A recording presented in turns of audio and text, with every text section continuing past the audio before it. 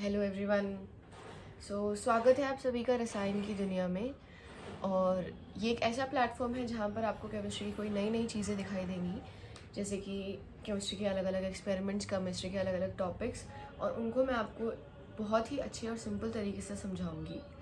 But आज का हमारा टॉपिक है क्लास 12th का चैप्टर 1, और जिसका नाम है सॉल्यूशंस। हम इस चैप्टर को स्टार्टिंग से बिल्कुल सिंपल इसकी डेफिनेशन से लेके इसके हायर लेवल्स तक, इसके हायर टॉपिक्स तक स्टडी करेंगे, जिसमें कि फिर हम इसमें जेई और नीट के जो क्वेश्चंस हैं जो प्रीवियस ईयर, उनको भी ज़रूर प्रैक्टिस करेंगे। बट ये सब चीज़ें करने से पहले हमें ये समझना पड़ेगा कि सॉल्यूशंस जो है आखिरकार इस वर्ड का मतलब क्या है। सॉल्यूशन के वर्ड को समझने के लिए मैं आपके सामने दो कंटेनर्स बनाती हूँ। एक कंटेनर ए है और दूसरा कंटेनर जो है हमारे पास, दैट इज कंटेनर बी।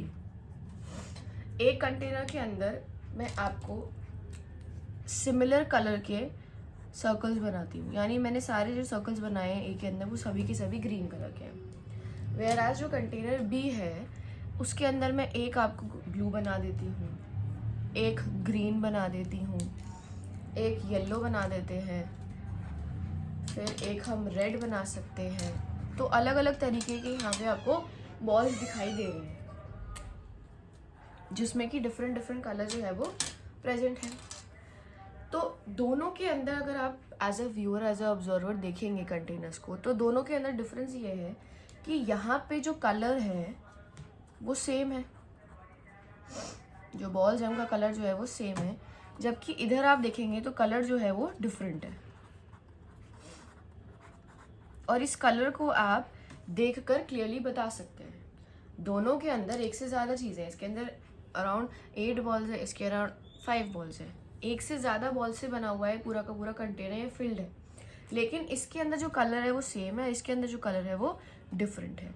यानी इस कंटेनर के अंदर एक यूनिफॉर्मिटी है। यूनिफॉर्मिटी का मतलब है एक समानता है, जबकि इसके अंदर एक नॉन यूनिफॉर्मिटी है। केमिस्ट्री की लैंग्वेज में हम इस नॉन यूनिफॉर्मिटी और यूनिफॉर्मिटी को बोलते हैं होमोजेनिटी या फिर हेट्रोजेनिटी। होमोजेनिटी या फिर हेटेरोजेनिटी। होमोजेनिटी यानी कि जो ऑल अलोंग दी सरफेस या ऑल अलोंग दी एरिया जो है वो आपका सिमिलर दिखाई देता है, जो यूनिफॉर्म दिखाई देता है। जबकि हेट्रोजेनिटी होता है जो कि ऑल अलोंग दी एरिया जो है आपको वो नॉन यूनिफॉर्म दिखाई दे। तो सॉल्यूशंस जो है वो कुछ इसी तरीके की होमोजेनिटी को मेंटेन करते हैं। यानी सॉल्यूशंस जो हैं they are basically nothing, they are a mixture. They are defined as a mixture that have more than one component। यानी सॉल्यूशन एक ऐसे मिक्सचर हैं, और अगर हम प्रिसाइजली कहें तो ये हो जाएंगे हमारे होमोजीनियस मिक्सचर्स, जिनमें यूनिफॉर्मिटी मेंटेन रहेगी, जिनमें एक या एक से ज़्यादा कंपोनेंट जो है वो मिक्सड अप होते हैं। अब सॉल्यूशंस वर्ड को समझने के बाद हम समझते हैं कि सॉल्यूशंस के एग्जाम्पल्स क्या क्या रहते हैं। तो सबसे पहला एग्जाम्पल जो है हमारे पास, वो एग्जाम्पल है हमारा टी सॉल्यूशन। हम सभी के सभी चाय पीते हैं। चाय जो है वो ऑब्वियसली हम प्रिपेयर करते हैं मिल्क को ऐड करके, हम टी लीव्स को ऐड करके, और फिर हम इसके अंदर शुगर ऐड करते हैं, हम इसके अंदर वाटर ऐड करते हैं। तो इसके अंदर हम देखेंगे अलग अलग डिफरेंट और एक से ज़्यादा कंपोनेंट्स, यानी एक से ज़्यादा आइटम हमने मिक्स किया है। लेकिन जब ये टी प्रिपेयर होकर आती है तो ये हमें सिर्फ और सिर्फ ब्राउन कलर की दिखाई देती है। ब्राउन कलर इंडिकेट करता है कि ये सारे के सारे कंपोनेंट्स जो हैं वो यूनिफॉर्मली मिक्स हो गए एक दूसरे के साथ, और इन्होंने एक सोल्यूशन प्रिपेयर कर दिया है। दूसरा एग्जाम्पल आता है हमारे पास शुगर सोल्यूशन का। जिस शुगर सोल्यूशन को आपने प्रिपेयर किया वाटर को और शुगर को ऐड करके, इसके अंदर भी सेम चीज़ होती है। आप जब शुगर सोल्यूशन प्रिपेयर कर लेते हैं तो शुगर के जो पार्टिकल्स हैं उनको आप डिस्टिंग्विश नहीं कर सकते हैं कंटेनर में से, वो इतने यूनिफॉर्मली उसके अंदर मिक्सड अप हो जाते हैं। फिर हमारे पास सॉल्ट सोल्यूशन आ जाता है। तो ये सारे के सारे वो टाइप के सोल्यूशंस हैं जिसमें आप यूनिफॉर्मिटी जो है वो देख सकते हैं अलग अलग कंपोनेंट्स के बीच में। अब मैं बार बार आप सुन रहे होंगे मैं एक वर्ड एक्सप्लेन कर रही हूँ या बोल रही हूँ, और जो हमने यहाँ पे मेंशन भी किया अपनी डेफिनेशन में, और वो वर्ड है कंपोनेंट। तो हमारा नया नेक्स्ट सवाल यही आ जाता है कि एक सोल्यूशन के कंपोनेंट्स जो हैं वो क्या होते हैं। कंपोनेंट्स बेसिकली वो मटेरियल्स हैं या वो आइटम्स हैं जिससे हमने अपने सोल्यूशन को प्रिपेयर किया, यानी जो सोल्यूशन बनाने के लिए यूज़ किए हैं। और कंपोनेंट्स जो हैं हमारे पास मेजरली सोल्यूशन में डिफाइन किए जाते हैं दो टर्म से। एक टर्म है सोल्यूट और दूसरी टर्म है हमारे पास सॉल्वेंट की। सो सोल्यूट जो है वो एक ऐसा कंपोनेंट है जिसका अमाउंट कम है। Component used in less amount, यानी जिसको हमने कम मात्रा में डाला एक सोल्यूशन को बनाने में। और दूसरा है हमारे पास component used in more amount. जैसे हम शुगर सोल्यूशन प्रिपेयर कर रहे हैं, तो शुगर सोल्यूशन के अंदर जो ज़्यादा अमाउंट में डाला है वो वाटर है, और जो कम अमाउंट में डाला है वो हमने शुगर ऐड किया है। सपोज इसमें शुगर आ जाएगा, इसमें वाटर आ जाएगा, दोनों को मिला के हम बना रहे थे एक शुगर सोल्यूशन। तो शुगर सोल्यूशन के अंदर सोल्यूट हो जाएगा हमारे पास शुगर, और वाटर हो जाएगा हमारे पास सॉल्वेंट। इसी तरीके से और भी जितने तरीके के सोल्यूशन हैं उसी सब में हम ऐसे ही डिस्टिंग्विश कर पाएंगे। बट नेक्स्ट सवाल ये आता है कि जैसे शुगर सोल्यूशन है हमारे पास, फिर हम सॉल्ट सोल्यूशन लिख सकते हैं, फिर हम अपनी जूसेस अलग अलग तरीके के जो हम यूज़ करते हैं, जो पैकेज ड्रिंक्स आती हैं उसके अंदर भी यही होता है, शुगर होता है और वाटर होता है। बट क्या सोल्यूशन जो हैं वो सिर्फ और सिर्फ लिक्विड स्टेट में एग्जिस्ट करते हैं? सॉरी, क्या सोल्यूशन जो है, सवाल ये है कि क्या सोल्यूशन के पास 2 कंपोनेंट्स ही होते हैं? यानी कि सोल्यूशन जो है वो सिर्फ और सिर्फ सोल्यूट और सॉल्वेंट से प्रिपेयर होगा, यानी 2 ही आइटम होंगे? तो इसका जवाब है नो। सोल्यूशन जो है वो 2 या 2 से ज़्यादा कंपोनेंट से भी बन सकता है। फॉर एग्जाम्पल आप सोचिए कि हमारे पास जो टी हमने प्रिपेयर किया था, ठीक है, उस टी के अंदर क्या था, आपने 1 से ज़्यादा आइटम डाले थे। आपने टी लीव्स डाला है, शुगर डाला है, फिर आपने जिंजर डाला है, अलग अलग चीज़ें डाली हैं आपने, यानी उसके अंदर 1 से ज़्यादा कॉम्पोनेंट्स हैं। यानी कि we can have a solution that has more than 2 components. और इसी बेसिस पे हम अपने सोल्यूशंस को क्लासिफाई करेंगे। Types of solution on the basis of number of components, यानी कितने कंपोनेंट्स हैं उसके बेसिस पे हम अपने सोल्यूशन को क्लासिफाई कर सकते हैं। सो अगर सपोज कीजिए आपके पास सोल्यूट जो है वो आपने और सॉल्वेंट जो है आपने उसका अमाउंट यानी उसकी जो वैल्यू है वो बदलते जा रहे हो। फॉर एग्जाम्पल आपने एक सोल्यूट डाला है और एक ही सॉल्वेंट डाला है, तो दोनों को ऐड करके आपने एक सोल्यूशन बनाया है। अब सोल्यूशन के अंदर जो कंपोनेंट्स हैं वो टोटल हो गए हैं 2। ये सोल्यूशन के अंदर है, this is for the solution. तो इस टाइप के सोल्यूशन को हम डिफाइन करते हैं बाइनरी सोल्यूशन। वहीं पे अगर सपोज कीजिए आपने सोल्यूट जो है वो 2 कर दिए हैं, सॉल्वेंट आपका एक ही है, दोनों को मिक्स करके आपने सोल्यूशन के अंदर 3 आइटम कर दिए हैं, इस टाइप के सोल्यूशन को हम डिफाइन करते हैं टर्नरी सोल्यूशन। फिर तीसरा आ जाता है हमारे पास, अगर हमने 3 सोल्यूट डाले हैं, 1 सॉल्वेंट डाला है, टोटल हो गए सोल्यूशन में 4 कंपोनेंट्स, तो इस टाइप के सोल्यूशन को हम बोलते हैं क्वाटरनरी सोल्यूशन। तो टी जो है वो एक तरीके का हमारा क्वाटरनरी सोल्यूशन ही है, जिसके अंदर हमारे पास 2 से भी ज़्यादा कंपोनेंट्स जो हैं वो हमें मिल जाते हैं। सो ये हमारी कैटेगरी हो गई कि जब हम अपने सोल्यूशंस को on the basis of the number of components describe कर रहे हैं। बट एक नेक्स्ट सवाल हमारे मन में आता है, वो ये आता है कि जितने भी सोल्यूशंस अभी हमने लिखे हुए हैं इस पेज पर, या जितने भी हमने डिस्कस किए हैं, वो सभी के सभी लिक्विड स्टेट में हैं। सो सिर्फ क्या लिक्विड स्टेट ही एग्जिस्ट करेगी? सवाल ये आता है। तो इसका आंसर है कि ऐसा नहीं होता है। हमारे पास जो सोल्यूशन है वो सिर्फ और सिर्फ लिक्विड स्टेट में एग्जिस्ट करे, ये पॉसिबल नहीं है। हमारे पास हमारी लाइफ में ऐसे बहुत सारे सोल्यूशंस होते हैं जो कि डिफरेंट स्टेट्स में एग्जिस्ट करती है। यानी कि we are just classifying the solutions on the basis of physical state, यानी फिजिकल स्टेट के बेसिस पे हम अपने सोल्यूशन को क्लासीफाई करेंगे इनटू डिफरेंट कैटेगरीज।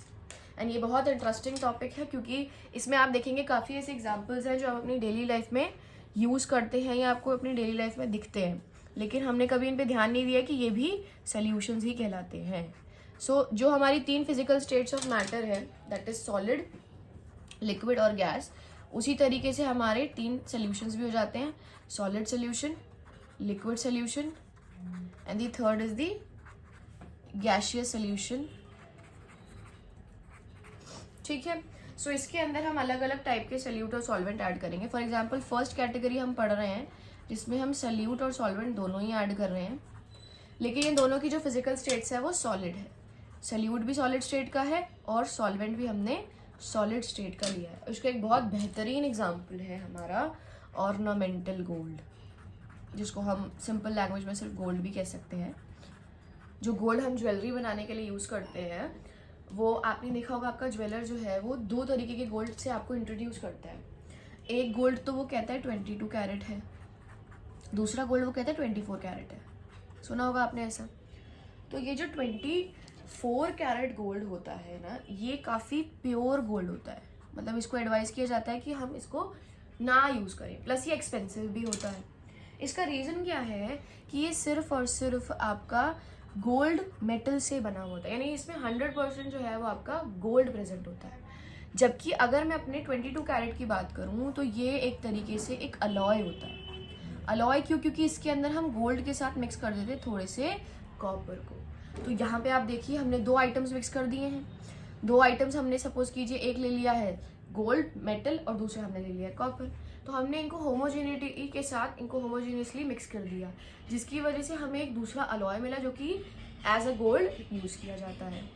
और डेफिनेटली इसका परसेंटेज जो है वो कॉपर का परसेंटेज इतना ज़्यादा नहीं एक्सटेंड करके रखते हैं, कम होता है, जस्ट बिकॉज कि थोड़ा सा गोल्ड के मेटल के अंदर हार्डनेस आ जाए ताकि हम उससे अलग अलग शेप जो है वो अपनी ज्वेलरी आइटम की बना पाएँ। तो ये जो है फिर उस केस में या उस कंडीशन में ज़्यादा ड्यूरेबल हो जाता है, जल्दी जल्दी आपका वेयर एंड टेयर आउट जो है वो नहीं होता है। दूसरा एग्जाम्पल अब हम स्टडी करते हैं जिसमें हमने सॉल्यूट जो है वो अपना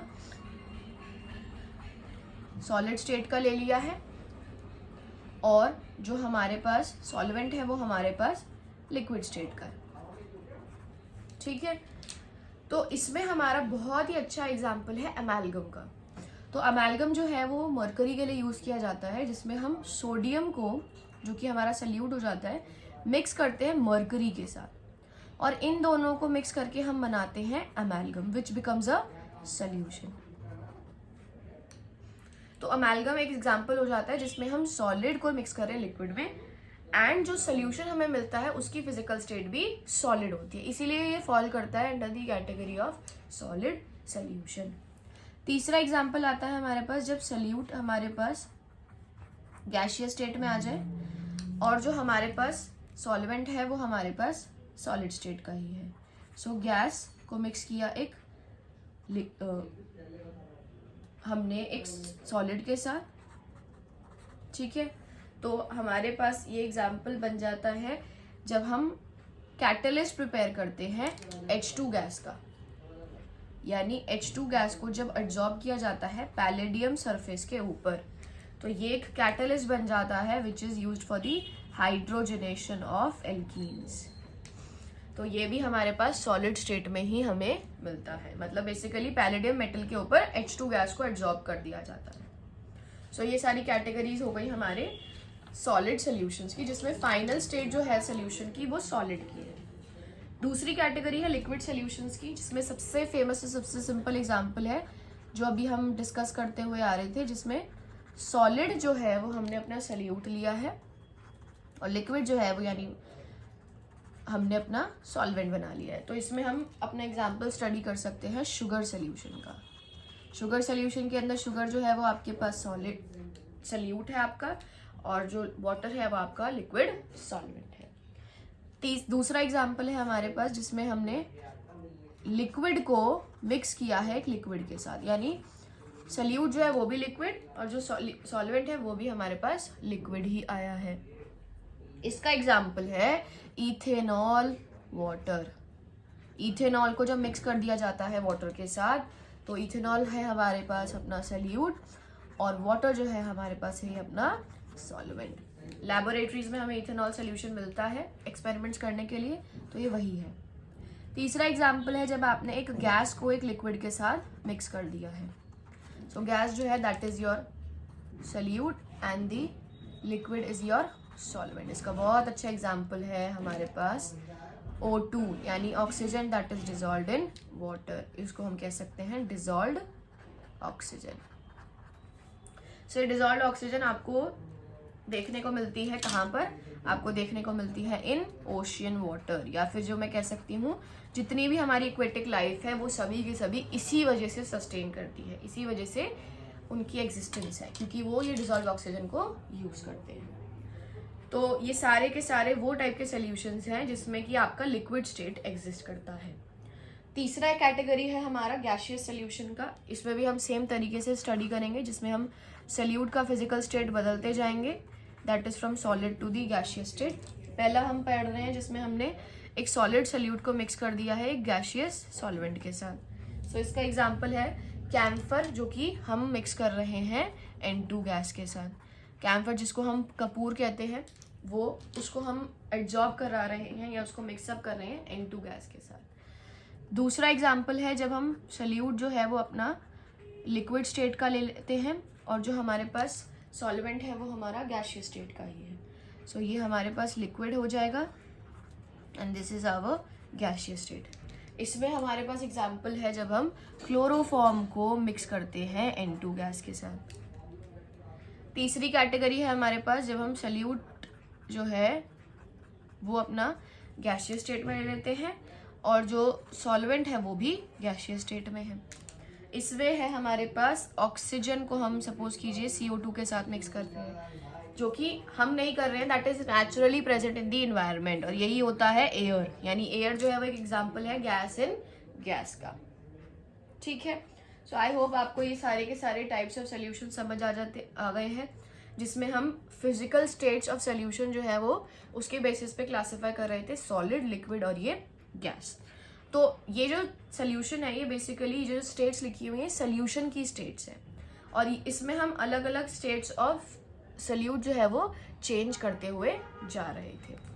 अब नेक्स्ट सवाल ये आता है कि सपोज कीजिए हमसे कोई पूछता है कि आपने सल्यूशन जो है वो कैसे प्रिपेयर किया है।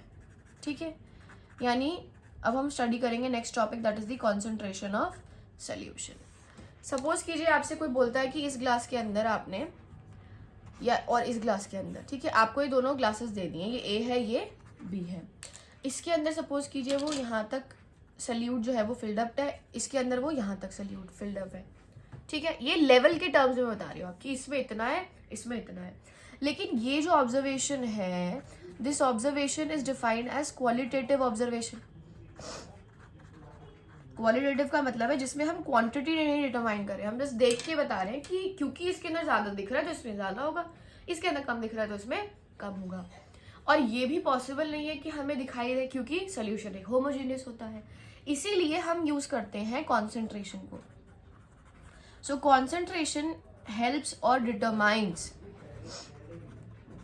द अमाउंट ऑफ सल्यूट,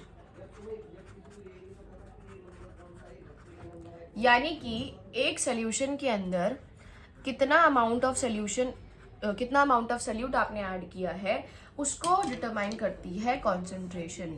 और इस कॉन्सेंट्रेशन को डिटरमाइन करने के लिए हमारे पास डिफरेंट कॉन्सेंट्रेशन टर्म्स हैं। We have various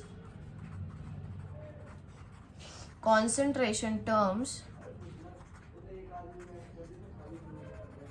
to quantitatively determine the amount of solute। ठीक है, इसके लिए हमारे पास अलग अलग कॉन्सेंट्रेशन टर्म्स है जो हम अपनी अगली लेक्चर में स्टडी करेंगे।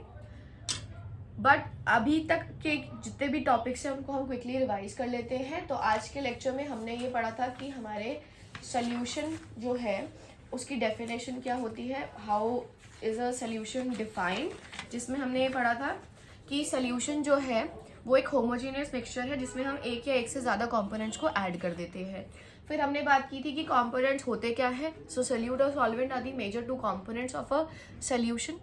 नेक्स्ट हमने बात करी थी कि हमारे पास टाइप्स ऑफ सोल्यूशन जो है वो कितने हैं।